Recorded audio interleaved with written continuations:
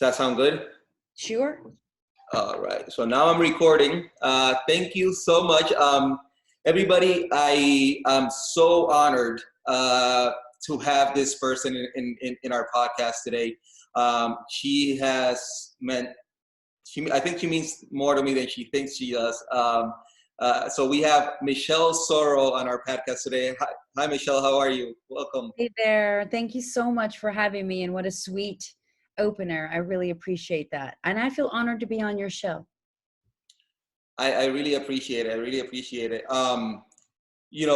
Here we kind of like, so what this is more of like a conversation, right? More than an interview. It's more like a conversation, and it's around spirituality and spiritual awakening, and I can feel sometimes you can just feel somebody's soul, right? That's why I'm so honored for you to come here. But before we start all of that, we take the ego out of the way, right? We start with just letting the ego out of the way and kind of like talking about all your projects and what you're doing and how you're helping people and everything that you're doing ego-wise, right? Let's say without souls, not without soul, but like what you're actually doing in this ego reality that we live in, and you're doing so much. I was thinking of kind of like talking about it, but I was like, I just have to ask her because she's so much that you do your live video mastery, you do your I know you're doing that masterclass even today, and people can, everybody that's listening to this, they can actually join. It's still today, right? I imagine that they can join it. I think that's a free one that you're giving out. So tell us a little bit about like what you're doing and yourself, and if you can share with us. Sure. Well, I would actually probably have to say maybe our language in terms of how we say things is a little bit different, but everything I'm doing right now is absolutely non-ego driven. I am very productive, and I have built a pretty nice sized business fairly fast, but it's all because I actually woke up spiritually. I attended a Tony Robbins event in December of 2017 called Date with Destiny. And I believe you're familiar with that program, right, Raf? Yep. Yeah. Yeah. So that program literally woke me up, and I got into what I call inspired action. And so when my soul woke up to that I was here for so much more than hosting television, which was my big goal, to just be a full-time host on a show that I was on and still on called Extra, where I host a weekly little segment for a shopping spree. That's all I wanted, was to become a full-time host on Extra 2.5 years ago when I went to Date with Destiny. And about halfway through that program, I woke up to that's not at all what my soul wants. That's what the ego wanted. My soul wanted to help people, and I wanted to make a difference, and I wanted my life to have meaning from the inside out. And so I started little by little. Looking back, it looks like a lot, and it has been pretty fast, but I always say that when you get into divine right action, the universe supports you tenfold. And so it looks like a rocket ship that took off, but all it was is that you opened yourself up to possibility because you took the action. So one of the ways that I started, because I didn't know how to be awake and in action, but I thought, well, what if I started a podcast? So I started a podcast that's now called Fire and Soul. And Fire and Soul for me means inspired action from an awakened soul, so that your results that you produce are aligned with your soul. So that was the first thing that I started. Then I started a mastermind, which has now been running for over 2 years, and you're a part of that mastermind, which of course is amazing. And that mastermind has just grown by word of mouth organically, and it's a phenomenal program. That's the foundation to all my other programs. So there's 3 others. One is Live Video Mastery that you mentioned. And that's because I married my expertise of TV shopping and 10 years and selling $220 million worth of product on TV with my passion to help others.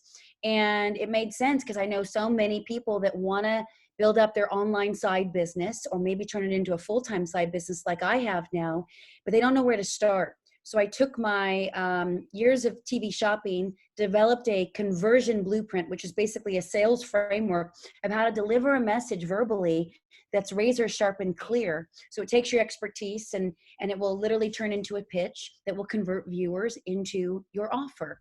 And it's been wildly effective and popular. Then from there, I launched a high-end business mastermind called Fire and Soul. And that's a 6-month mentorship that's invite only and only for graduates of live video mastery. So no one ever sees me promote about that, but that's a big piece of my business. It's a very small, intimate group. And then the other thing that I just launched is the Podcast Accelerator. And that is a program where we take you from, because I love my podcast and it's been such a game changer in my life and business, we take you from concept of I don't even know what my podcast would be about to actually launching the first episode of your very own show in 6 weeks. So we're wrapping up that program right now for the first time. And we have 38 people that are going to be launching their podcast on the same day. And that's coming up on April 21st. So those are the programs that I run, but they really come from an awakened soul. And so it doesn't feel ego driven at all. But at the end of the day, yes, there's money to be made. But I have found that the more impact you make, especially if you're in it to be as an entrepreneur with a spiritual core, you will make money if you are, taking massive, consistent action. I love that. Yeah, massive, persistent action, and that's so I can see that a lot of the people that are in Podcast Accelerator, some of them are in the mastermind as well, and it's exciting seeing how they start posting kind of like teasers and pictures with everything, which is it's exciting to see them do that. I actually wanted to share with you because I think that you'll get a kick of this out of this. I'm this whole podcast, right? And the podcast and the program, Clear This Mechanism, everything is happening. I always say it's kind of like happening through me, not necessarily like I'm not making it. It's just I'm making sure that the ego's aside and coming from that place of, like you said, awakened soul is perfect how you say it. But so when I say ego, I kind of like define it like I don't know if you're familiar with Eckhart Tolle or he kind of like talks about it in the New Earth or the Power of Now, which is like, our thoughts are the mind, the ego that we create in our mind since we're, little kids, our thoughts and our emotions, our feelings, all that type of stuff. And so, but inside, and the calling of this program is like the calling inside. So it was kind of like those thoughts and everything put a little stop on the podcast because I'm actually surrendering to this. Like I would never think of doing this, right? It's funny because I think, I see people trying to, they want to do a podcast. I was like, my ego didn't want to do it. My calling, like my soul does, right? But in a conversation with the mastermind, which I encourage everybody to look into because it's been life-changing. That mastermind really has been life-changing. But in a conversation with somebody there, it kind of like it had that spark again, brought it back in me. So I reached out to a couple of people, and I actually thought about, because I had and I'm actually using both of them. I had like this microphone, which I was using before, and I was like, I'm gonna go all in, and then I got this one, and it wasn't supposed to arrive, and I look at it as a synchronicity, right? Because it was supposed to be here from the 10th to the 17th. And there was a warning that because of all this coronavirus stuff, it wasn't going to get here. And it got here today, this morning. Wow, way cool. So I was like, this is kind of like it's meant to be, right? How many episodes have you put out on this podcast? This is the 5th one. Okay, awesome. Wow, so it's brand new. Yeah, it is. And it's, two of the other people are in the mastermind as well. I had Catherine Ann Wilson, right? And Francine Yeah. Palmer, right? I love them both. Amazing people. Amazing people. So, but on the, you mentioned your programs. Today you're gonna have a master class on live video, right? Yes. It's gonna be a free one on live video. So I encourage everybody to look into that, because one thing that I didn't hear you mention was the Facebook Live challenge, right? That page. Well, because that is a free community, which is definitely another project, because it's grown pretty fast. There's like, I think 30, almost 3,200 people in the Facebook Live Challenge group. And what that is I wanted to create a safe, closed place where it's private. Only the members can see what's going on in there, because it's designed for everyone to practice going live and doing Facebook Live video, which is a feature available to any Facebook member. But in the 4.5 billion estimated people on Facebook, there's less than 1% of 1% utilizing that feature. And it is a game changer for getting your message out, because Facebook algorithms pushes it up by 5 times in terms of in the feed to actually get your content seen. So that's actually how I built my business. I never spent $1 on ads or marketing. I've just grown it organically. But I look at the growth that's been so fast. I'm of the opinion that the growth happened because I primarily promoted everything that I was doing on Facebook Live video. So the group is an opportunity for people to learn live video. And then, yes, once they kind of get to know me or get a sense of, wow, I like this, or I could do more with this and develop this expertise into something, then they typically, some of them will come into my other programs. So it's a feeder, if you will, to my other programs, but it's also, you know, an altruistic place for them to just practice getting comfortable, because they're not expected to come into any of my paid programs. But what I do to keep the group engaged is I offer up challenges from time to time with a lot of really nice cash prizes or high valued prizes. For example, the last top contributor got access to my mastermind program, the podcast program, which was almost $1,000 value, but she earned it. And so she is now in that program and producing a podcast. But yes, today at 4 p.m. Pacific, and I don't know when this is going to air or if this is going to go right out to Facebook. So on April 9th, I'm doing a 1-hour masterclass on live video sales 101. And so I offer those masterclasses from time to time just to let people know there's more to live video than meets the eye.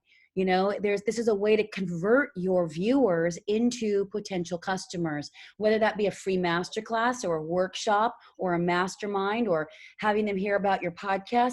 We need to learn how to get into the message and get out succinctly, get really clear about getting to our point fast, and then have a strong, clean call to action. So I teach all of that in my live video mastery class, as well as my sort of infrequent free master classes.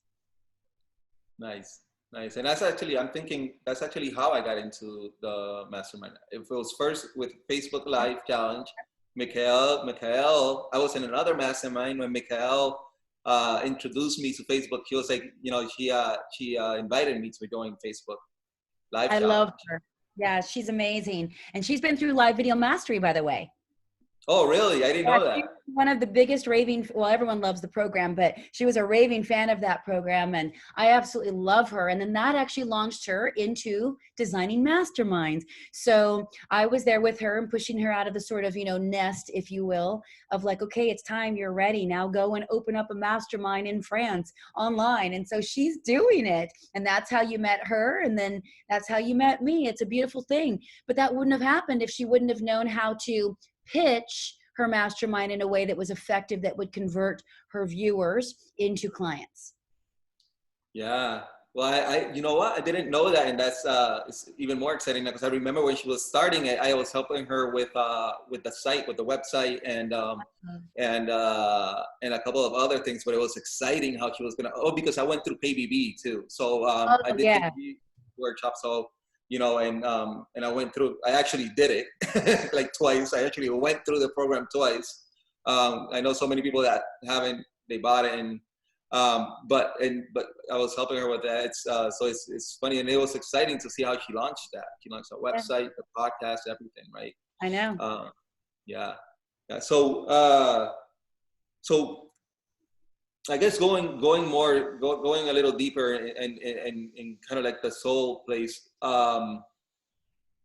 There's so much that you do for is not, and just realizing right now we're just having a conversation. It's been 15 minutes into it, and you've already touched the lives of like not only me, but like 4 or 5 people that we've talked about here in like 15 minutes. So like, I know that you said it was your calling and with Date with Destiny. How has that journey been? Like,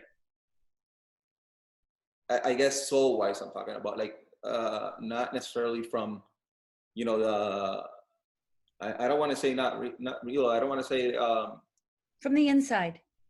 yeah, Yeah, yeah. I totally get what you're trying to say. Um, I went to many, many Tony Robbins programs. He's one of my mentors. And there was another program called Business Mastery. It's his signature business event. He only offers it once a year in the States. And it was there that I was sitting amongst people who, whether they earned 100 grand a year or $100 million a year, I felt very intimidated and out of place because I had just started my online business and I had made approximately, I think it was $33,000 at that point. And I was literally, on the left of me was someone who was a multiple 6-figure earner. And on the right, it was someone who was doing $500 million a year. And so I felt wildly intimidated. And I remember like day 3, I called my mom because it's like a week-long event. And I called my mom and I said, I was crying. And I said, I've come too soon.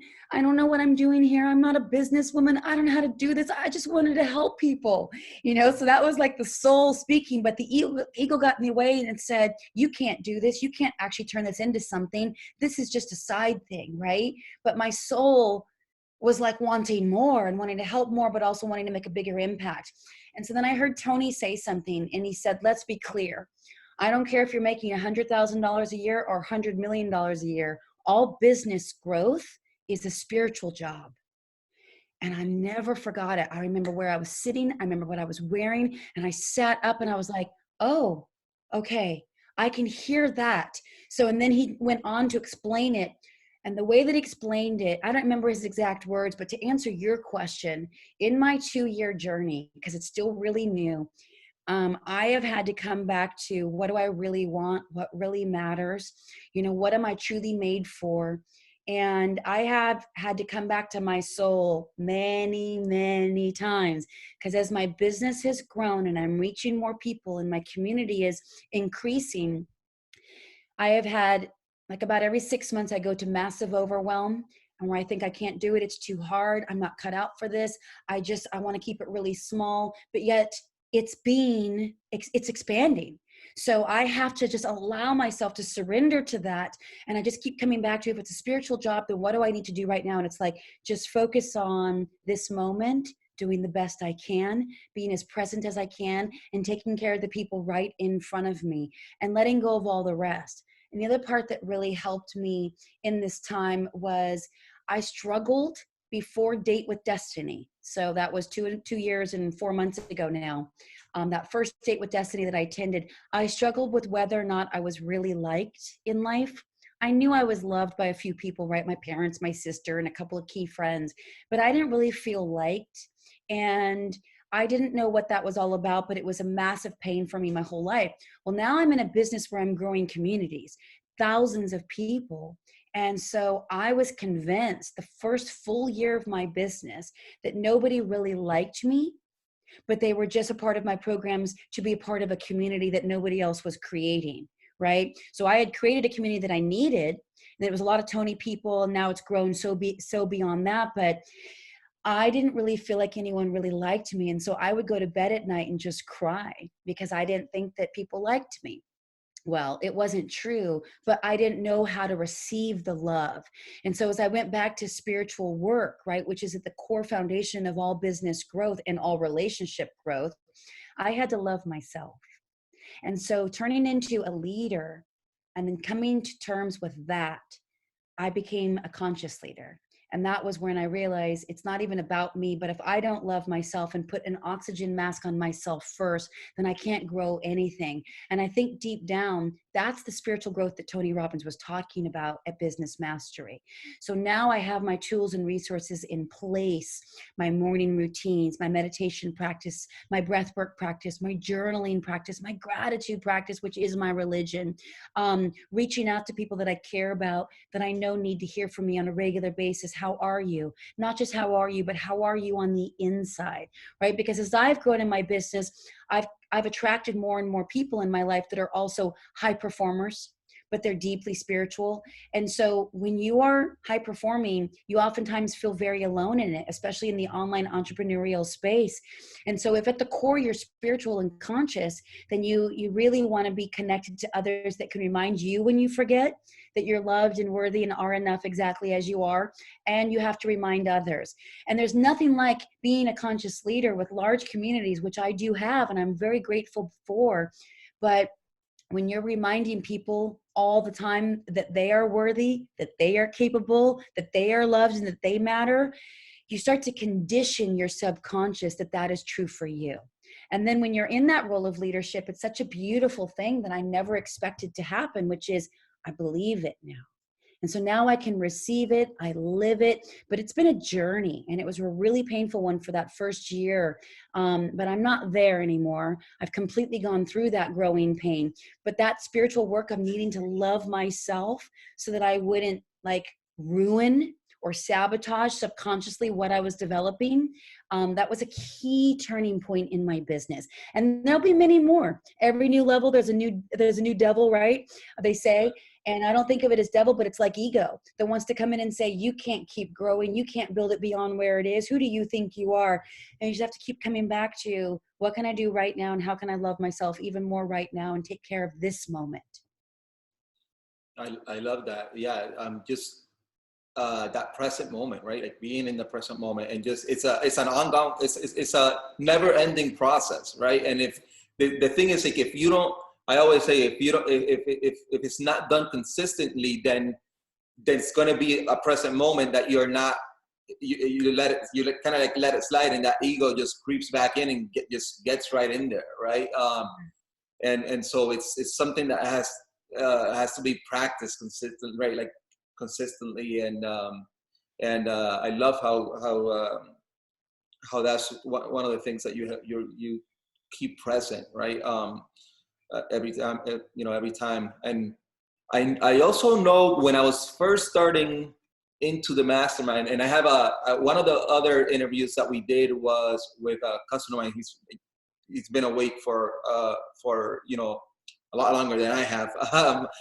But he works a lot with plant medicines too, and ayahuasca, and he actually took his brother, and they had an amazing experience in one of the times. I mean, he's drank it like 3 times, and it's not easy. Like he says, it's not easy. I've never done it. I've never actually, like, all my experiences have been through meditation. I can say through meditation and breath work mostly. But tell us a little bit about that, because I remember when I was first starting, I first got into the mastermind, and I had been going through my awakening process, and I didn't think I was going to enter the mastermind. I saw it on Facebook Live Challenge, but I didn't really, because at that point I was still in that being process, right? That I didn't know how to do and be at the same time that you were talking about earlier. And it didn't resonate with me at the time. Like, go out and make something happen or do something or whatever. And I don't know why, like, something had me go into it, and I know what it is now, right? But at the moment I went in, like, at that last second, that first round that I did it, happened the same thing in the second round too. But when I think it was the first or second call, it was you just coming back from arrhythmia and having drank ayahuasca, and it was like a completely spiritual thing. And I was like, oh my God, I had this all wrong. But share a little bit about your ayahuasca, if it's something that you would like to share. Yeah, in a nutshell, because it's such a, I was at Rhythmia Life Advancement Center in Costa Rica for a full week. So we journeyed 4 times, Monday, Tuesday, Wednesday, and Thursday evening. So a lot of details on my podcast. I share every little detail of my journeys from all 4 nights. But yes, I remember coming back from Rhythmia, and they recommend, by the way, before you go, to clear your schedule completely for, if you can, 2 weeks from your return home, because there's what's called a reintegration process, because you're like really still out there. So we ended on Sunday in Costa Rica. I fly home Sunday night, and I led the mastermind the very next night. So I'm pretty sure I was still high. You know what I mean? And by the way, and that was the most epic experience. But by the way, I personally have no judgment on it, but I've just never done a drug a day in my life. I've tried a little bit of cannabis here and there, but I'd never tried a psychedelic or anything else ever in my life. And so for me to do this, it was pretty far out, but it was a special opportunity to go with, Jack Canfield, who's been one of my mentors forever. And my mom wanted to go, and it was on her bucket list to go to this particular place. And I knew they were the gold standard, supposedly, in the entire, ayahuasca industry, which is now very, very big, right? It's grown so much in the last few years now that people are kind of out about doing it. And so anyway, my experience was pretty incredible. In a nutshell, as I mentioned, it was an opportunity for me to see that despite whatever may happen in my life, in my business, in my relationships, in my health, no matter what, nothing can ever hurt my soul. The soul is eternal. It's infinite in its nature. And so no matter what happens, even in these COVID times, if I were to get COVID and die, I've already had that worst case conversation with myself, which is, but it doesn't hurt my soul. My soul still grows, it evolves, and it takes me to my highest yet to be version of myself, maybe in another human form. So when I got that, because see what Rhythmia fosters there when you're drinking the plant medicine is their sort of intention is that you merge back with your soul, because they believe somewhere between when we were 0 and about 5 or 6 years old, we split from our soul.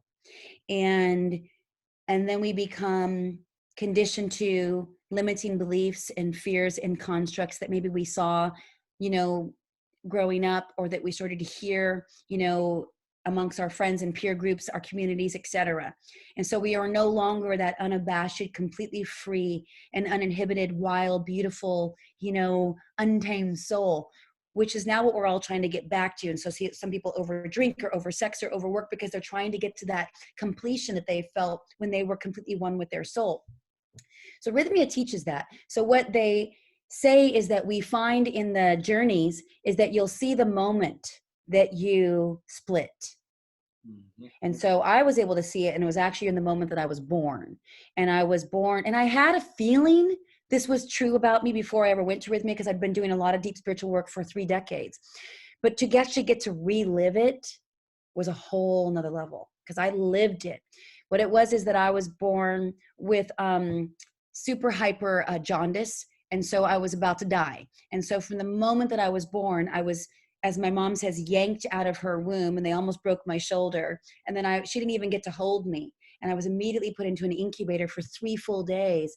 And so, that still makes me want to cry. I never got to be held by my mom or to be loved on by my mom. And now I'm in this glass, capsule with the look of sheer panic on my mom's face that I can see peering through the glass. And I'm this little baby 1 hour old infant that's like so full of fear. But also I interpreted that as somehow I'd caused the pain on my mother's face. So I got to see that I've lived my whole life with this deep-seated belief that I cause pain. So no wonder I didn't experience anyone's love before I went to Date with Destiny. So I've been waking up more and more and more as my journey has unfolded. And I'm so grateful to be waking up, even though I'm clearly in my 40s now, late 40s now, but you get it when you get it. And so that experience showed me that I had done nothing wrong, and that I was so loved, that my mother was doing everything she could, as well as all the doctors and nurses in that ICU, to save my life. But I interpreted that as a baby who didn't know better, that I had done something wrong and that I was unworthy of love. So it was a crazy thing that I got to see. Oh my God, that's where I split from my soul. And so getting to see that and to heal that story, because it was just something that happened. And then from that moment, I don't think I've ever actually gone back since I've been home from Rhythmia, which was in November of 2019. I haven't ever experienced not feeling loved ever again. And so that's been a beautiful healing on my soul. So the point of plant medicine is to take you back into places either in this life or maybe lifetimes before, karmically and ancestrally, where if there's any wounds that you picked up on from your parents, your grandparents, your ancestors, etc., or any wounds karmically that you were here to work out because you agreed to work out, let's just say. And, you know, again, this requires a mindset to be open to that. Doesn't mean it's right or real for everyone, but just happens to be what I believe.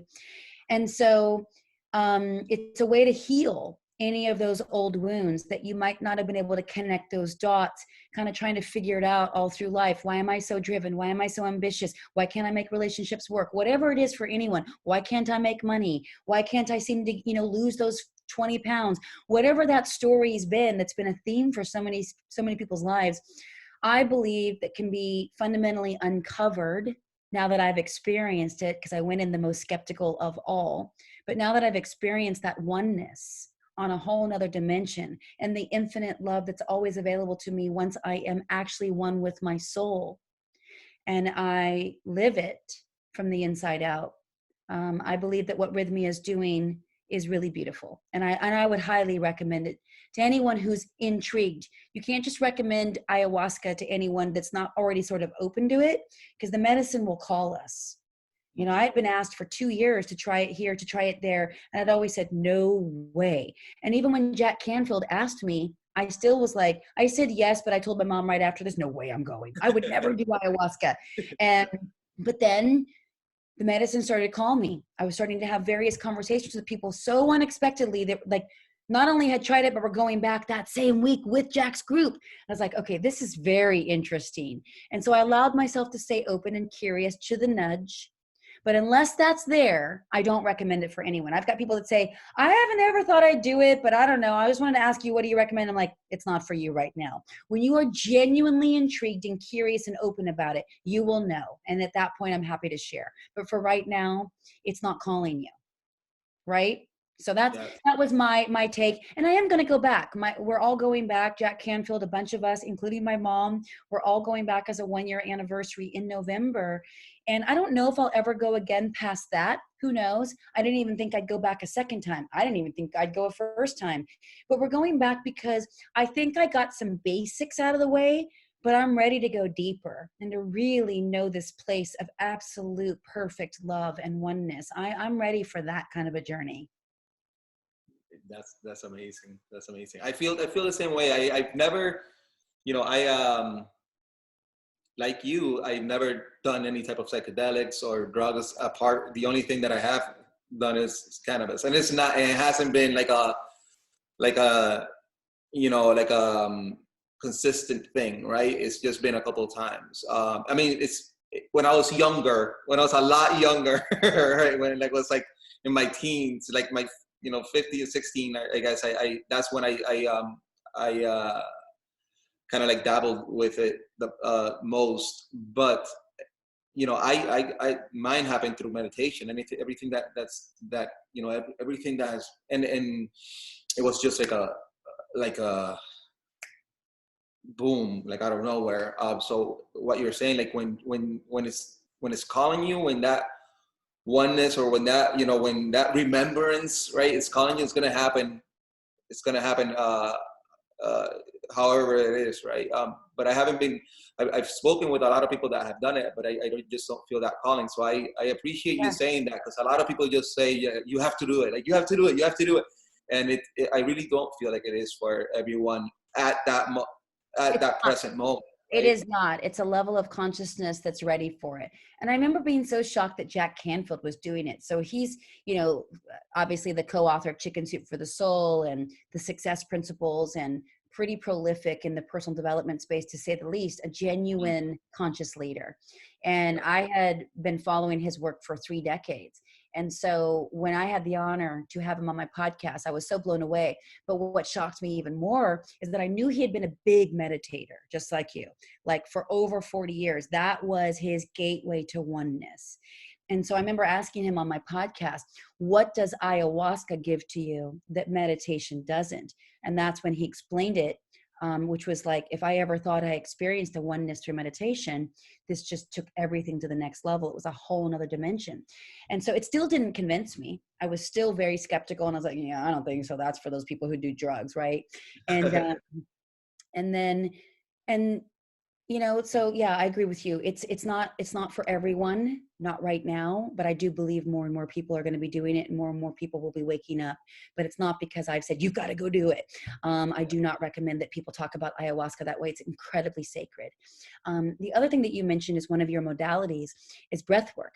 So what surprised me is I came back from, and so Rhythmia, as a little quick FYI, they offer breathwork classes throughout your journey, because some people don't get their miracle. They're merging back with their soul through the plant medicine. So Rhythmia knows that. And so they offer up this other modality called breathwork, because those few people that might not get their breakthrough, their miracle through ayahuasca, will get it through breathwork. So I found that fascinating. Now, I went to all the breathwork classes while I was at Rhythmia for a full week, and I didn't get anything. I just didn't. It was hard to do. I didn't understand the technique.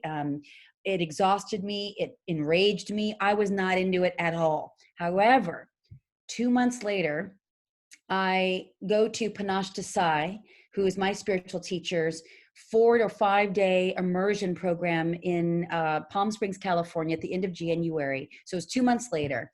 And he had a breathwork master by the name of John Paul Crimmy, whom you know because John Paul Crimmy has been a guest expert in our mastermind. And John Paul Crimmy offered breathwork a few of the days of this immersion. So I didn't go to the first day he offered it, because remember, I didn't believe in it. Then I go to the second morning. He was offering it pretty early, like 7 to 9 a.m. In the mornings. And I'm not an early riser, so I was like, no. Anyway, but I had heard such incredible testimonials from the first day that I was like, okay, fine, I'll go. And I went, and I had a breakthrough that was as profound, and a healing that was as deep and pure in that breathwork class that I ever had doing the ayahuasca. Different kinds of healings, but equally as powerful. And I was so blown away by that. So for anyone who hasn't tried the deep, true, authentic breathwork classes, I can't recommend it enough. So then I went back the next morning, because now I was like, I'm all about it. And then I had another profound healing. And I was blown away because I was shown vivid movies of my past and of my mother's past, and stories that I had taken on that were hers and not mine. When I went into this breathwork journey, I was like living in another dimension. It was like a plant medicine trip. And so, yeah, you can get it how you get it, but there's a lot of modalities that we can tap into where you don't have to try plant medicine. And I was so blown away by JP's work, John Paul's work. That's why I said, can you please come into the mastermind? So he has, and he'll be back next round as well, because people were so impressed by him. And he offers up all kinds of ways in which you can work with him for really affordable rates. And so I am now of a firm believer that if somebody is not into ayahuasca, I would never try to push it, but I would say then go try breath work and try a legit breath work class, because there's a lot out there that don't teach it in the way that, I think can get the results. But yeah, I'm a big fan of whatever will take you out of this experience, being a human in this realm, to another dimension, so that you can see the matrix. Right? Because we're not really living in this world like we think we are. And it's something so beyond our comprehension. So oftentimes we need those modalities to help us see the truth. Yeah. You're, I heard your podcast with both Panache Desai and with John Paul Crimmy, and it's and I'll be quick because I want to be respectful of your time, and I know we only have five more minutes left. It's there's two things. One, funny, well, kind of like weird anecdote. One of the things when he came into our mastermind call, I am an Irish Puerto Rican that was born in Puerto Rico, born in Puerto Rico, raised between Massachusetts and Puerto Rico, Wow. right? And when I was raised, it was like Puerto Rican, but it was like where I was raised was a small town in Western Massachusetts, and it was like there was a lot of like racism, right, and different things going on. So there was a lot of fighting involved, right, between a lot of different people. So I related to him a lot when he was, saying like the Boston thing, his Boston thing and everything. But it was funny because something triggered me was that he was saying like he didn't like that woo woo stuff, right? And it kind of like triggered me, and I kept on thinking after the call. I was like, why is this triggering me? Like, I am the person that should resonate the most with him, right? Because I'm like, it's the same thing. It's like every like it was all like that, and I was never really spiritual, like done a lot of spiritual work. I just meditated because it was a way for me to lower all that. You know what I mean? So it was a way for me to be able to control that. So that's why I meditated for so long, like, almost more than all my life. But it was funny because that triggered that woo factor thing, like that spiritual part, that remembrance, right, of that other dimension that you were talking about. And so another thing that I wanted to see, to ask you about has been that work with, I read Panache Desai's book, I Am Enough, right? And you recognize truth when you hear it, right? When you know truth, you recognize it when you hear it and when you feel it, right? And so how has that been for you? If you wanted to, I don't know. How was what been? Like that journey with him, because I know it was after ayahuasca, right? Do you feel it's been helping, be able to maintain that connection with that other dimension, or?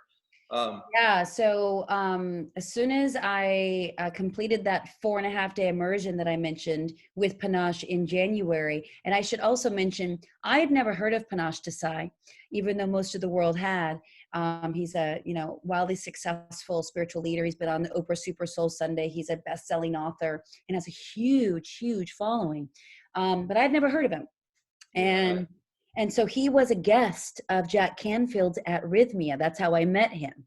And so again, synchrodestiny, just always in perfect form when we are courageous enough to say yes. And so after that 4.5-day program with him, I also invested in a year-long membership program with him called Impact, where he's become my mentor for the year. And so, but we also developed a friendship. So I get calls from Panache, and that sounds really fancy, and I'm very honored and humbled by it. But Panache calls me about once a week, and we'll talk on the phone for about 30, maybe 45 minutes, which blows me away because I know he's calling a lot of people. He is so authentic, and he's very, really real. He's super honest, the way you've seen me be very honest in mastermind calls. You're like, whoa, that's tough love. That's how Panache is. And Panache and I discussed that. And he's like, I love you too much to play it safe and not tell you the truth. And I was like, that's what I want. That's what I need. So Panache reminds me all the time that I am never alone and that I am always guided. And he actually calls on my 3 guides. They're these golden beings from Pleiades. And he asked me to call on them as well. But he's assuring me that they're here and that I'm on the right track. See, Panache sees everything. He can actually see your whole destiny. And so I just feel very comforted that I'm on the right track and that I don't need to rush anything or hustle through anything, which is what my soul was telling me anyway. And it's what I teach all the time. No hustle, grit, and grind, more ease, grace, and flow. It's the opening of my podcast, for goodness sakes. But when we're being human and we're living in the world, it's easy to get caught up sometimes. So he reminds me, I've seen your beginning, your middle, and your end. You're on perfect track. Just keep doing exactly what you're doing. So it's a very assuring. And when I get off track, he'll remind me of that too. I was trying to hold on to a relationship at the beginning of this year, and Panache knew this person. And Panache said, not for you. It is not for you. And there was something about the way he said it that was like, it gave me freedom to let go and courage to let go. He's like, you could hang on to this and it'll be 3, 5, 10 years of this kind of uneasiness, or you can let it go right now and step into your power and have faith that the great love of your life is on his way, because I've seen it, and it was just beautiful. And so I did that. So everything he tells me to do, I just do because it never feels out of resonance. It always feels like there's truth to it, and it doesn't feel outrageous, and it just feels like it makes perfect sense. So yeah, I love panache desai. Well, it's 4:45. I want to make sure that I respect for your time, but I want to acknowledge you and thank you so much for coming in, letting it go. I don't think there's a better way to end this than letting go. So I really appreciate it, Michelle. And yeah, thank you so much. And thank you for all you do. It's been my So pleasure, Ruff. And I don't know you that well yet, but I love the opportunity to get to know you. And so I felt honored that you asked me to be on. But I know a little bit about your story, and just to hear your journey and how far you've come in such alignment with your soul is deeply inspiring. So I just want to salute you and acknowledge you as well, because you're clearly a man on a mission, like a beautiful soul-centered mission. And I just want you to keep going no matter what, because there are lives that need to hear your message. And I'm grateful and honored to have been a part of today's call. So thank you. thank you. Thank you so much. I appreciate it. Mwah. Take care, my friend. Yep, you too. All right. Bye-bye.